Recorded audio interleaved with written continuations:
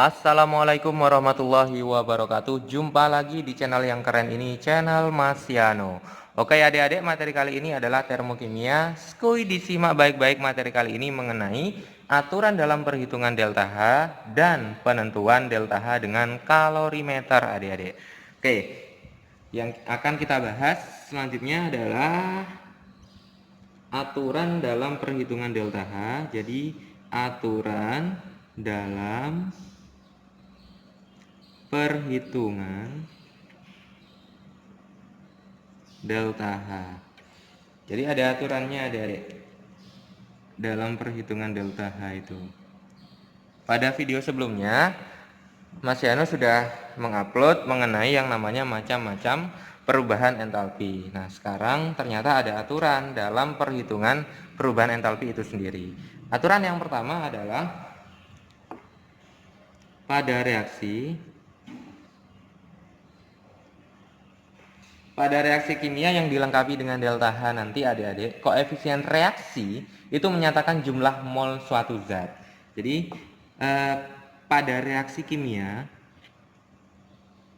yang dilengkapi delta H, yang dilengkapi dengan yang namanya delta H, koefisien reaksi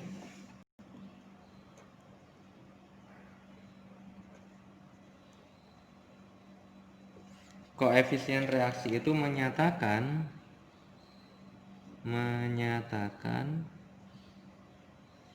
jumlah mol suatu zat.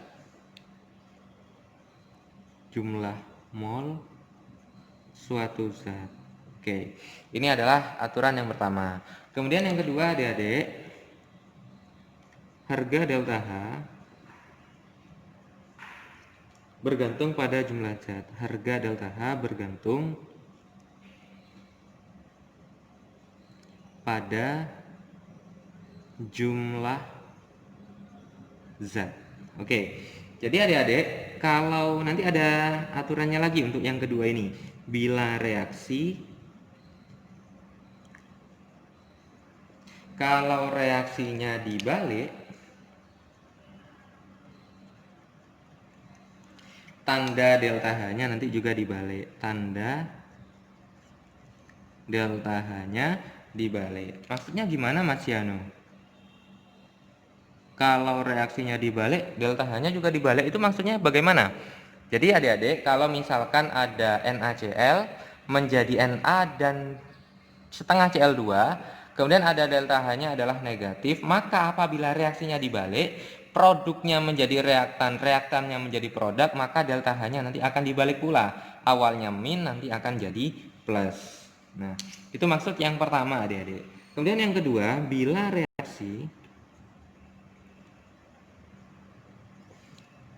reaksi dikali X,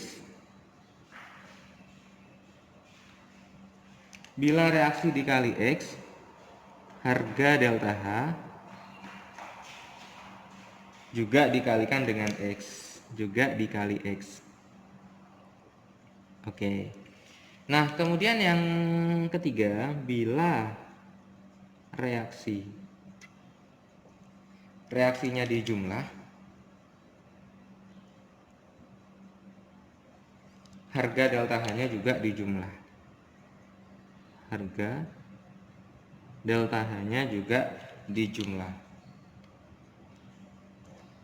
Oke, ini adalah aturan yang kedua adik-adik. Jadi kalau reaksinya dibalik, tanda delta H-nya juga dibalik.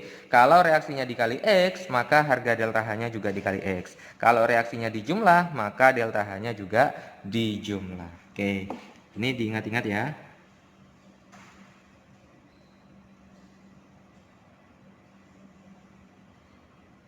Oke.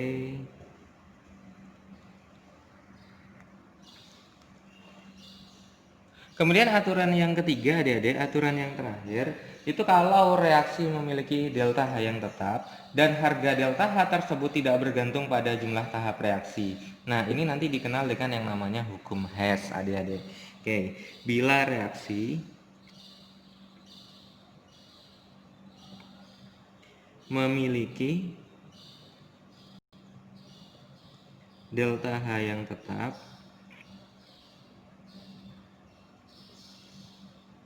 dan harga delta H tersebut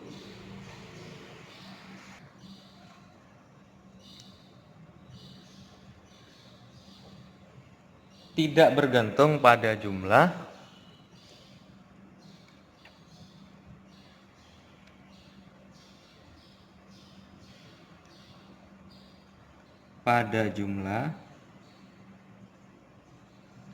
tahap reaksinya.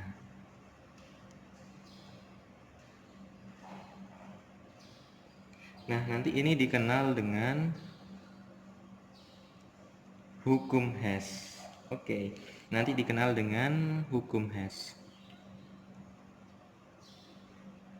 Oke, ini aturan dalam perhitungan delta H, adik-adik. Kemudian selanjutnya, adik-adik, penentuan delta H dengan kalorimeter. Pembahasan kita selanjutnya adalah penentuan delta H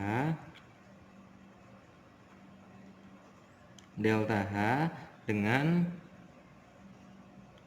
kalorimeter.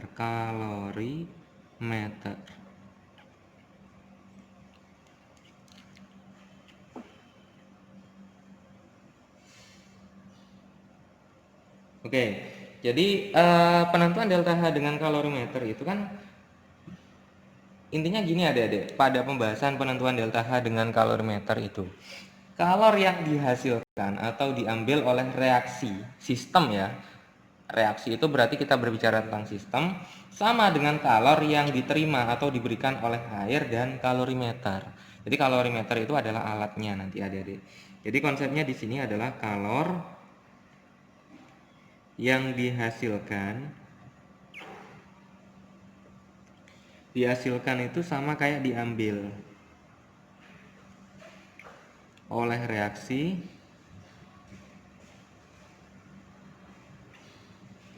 itu berarti sistem, sama dengan kalor yang diterima atau diberikan oleh air dan kalorimeter. Oke, dan kalorimeter. Nah, adik-adik, nanti pada penentuan delta H dengan kalorimeter ini kita akan mengenal yang namanya kalorimetri, dan kalorimeter. Sebetulnya apa sih perbedaan antara kalorimetri dengan kalorimeter? Oke. Kalau kalorimetri itu nanti adalah harga delta H reaksi yang ditentukan melalui eksperimen. Jadi prosesnya, adik-adik. Harga delta H reaksi yang ditentukan melalui eksperimen.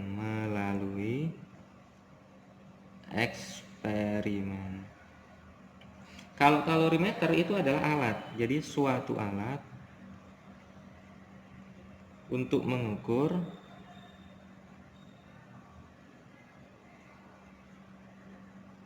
kalor reaksi. Oke.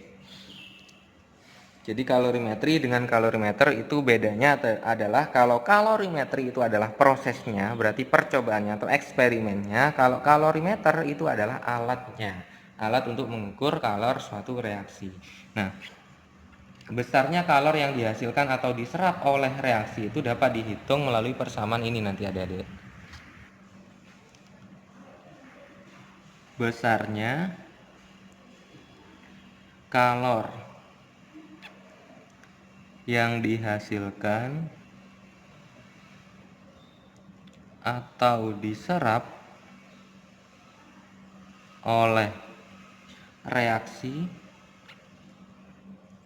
dapat dihitung melalui persamaan Q sama dengan MC delta T. Jadi kalori itu nanti lambangnya adalah Q, adik-adik.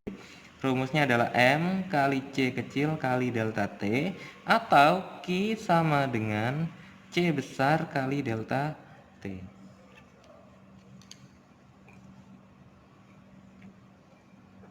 Oke. Yang Q awal ini, MC delta T ini adalah Q larutan adik-adik. Kalau yang ini adalah Q kalorimeter. Jadi adik-adik, kita tahu bahwa konsep pada kalorimeter ini apabila ada Q reaksi ditambahkan Q larutan ditambahkan dengan Q kalorimeter itu hasilnya selalu sama dengan 0, atau artinya Q reaksi itu sama dengan min dari Q larutan ditambah Q kalorimeter. Oke, artinya Q reaksi itu sama dengan min Q larutan itu adalah M C delta T, kalau Q kalorimeter itu adalah C kali delta T, adik-adik. Nah, sehingga adik-adik nanti kita temukan bahwa Q reaksi ini kan sama kayak delta H, perubahan entalpinya. Sehingga rumusnya adalah min Q per mol. Jadi berapa mol reaksi pada suatu reaksi tersebut. Ini yang perlu kita pahami adik-adik. Konsep perubahan entalpi dengan kalor adik-adik. Nah, konsepnya adik-adik, kalau suhu naik nanti akan ada kalimat-kalimat suhu naik, suhu turun. Ada suhu naik, ada suhu turun. Oke. Apa makna dari suhu naik, suhu turun ini? Suhu naik, suhu turun. Kita flashback kembali pada video sebelumnya. Kalau suhu naik itu kan identik dengan delta H-nya adalah min. Kalau suhu turun itu identik dengan delta H-nya adalah positif. Kita ingat kalau suhu naik, delta H negatif itu adalah reaksi eksoterm. Kalau suhu turun, delta H-nya positif itu identik dengan endoterm. Oke, endoterm. Nah, Mas Yano kasih keterangan di sini adik-adik, keterangan untuk macam-macam ada Q, M, C, delta T ini, ada Q, ada M, ada C, ada C besar, ada delta T. Oke, kalau Q itu adalah jumlah kalor. Kalau M itu adalah masanya, massa larutan. Kalau C kecil itu adalah kalor jenis air atau larutan. Kalau C besar itu adalah kapasitas kalorimeter. Kalau delta T itu adalah perubahan suhu. Oke. Jumlah kalor itu biasanya satuannya bisa joule, bisa kalori, bisa kilojoule, bisa kilokalori. Kalau massa itu nanti adalah gram, kalau C kecil itu nanti satuannya adalah joule per gram Kelvin atau joule per gram derajat Celcius. Oke. Ini adalah satuan dari kalor jenisnya. Kalau kapasitas kalorimeter itu joule per Kelvin atau joule per derajat Celcius. Ini adalah satuannya. Oke. Nah, Mas Yana di sini akan menampilkan contoh soal adik-adik. Ada contoh soal. Oke. Jadi contohnya adik-adik Mas Yana tuliskan di sini ada 50 mili. 50 mili ini sama kayak 50 gram katakanlah larutan HCl. HCl-nya adalah 1 molar dicampur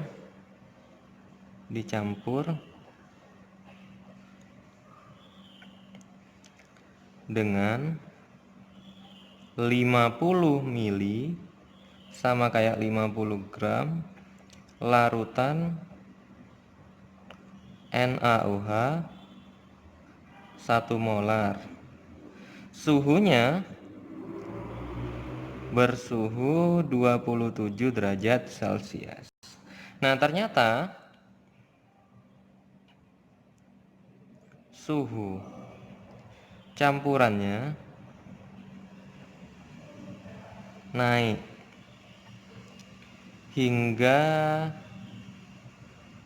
33,5 derajat Celcius. Nah, tentukan perubahan entalpi reaksi. Tentukan perubahan entalpi reaksi. Oke, di mana harga C-nya adalah 4,18 Joule per gram Kelvin. Oke. Nah, adik-adik, kalau ditanyakan perubahan entalpi, maka yang ditanyakan adalah, ya, saya tuliskan penyelesaiannya ya. Penyelesaian.